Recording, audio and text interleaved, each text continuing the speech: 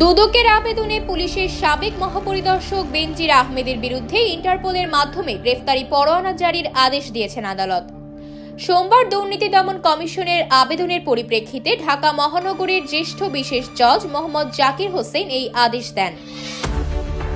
এর আগে গত 15 ডিসেম্বর ৭৪ কোটি টাকার অবৈধ সম্পদ অর্জন ও সম্পদের তথ্য গোপনের অভিযোগে সাবেক আইজিপি বেনজির আহমেদ এবং তার স্ত্রী ও 2 মেয়ের বিরুদ্ধে পৃথক 4টি মামলা করে দুদক।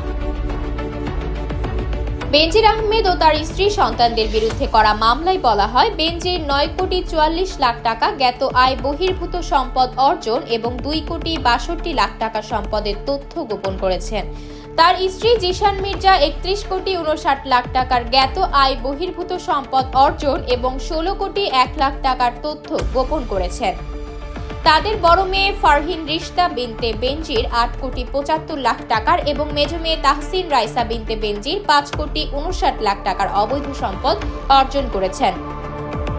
উল্লেখ্য, বেনজির আহমেদ 2020 সালের 15 এপ্রিল থেকে 2022 সালের 30 সেপ্টেম্বর পর্যন্ত আইজিপি ছিলেন।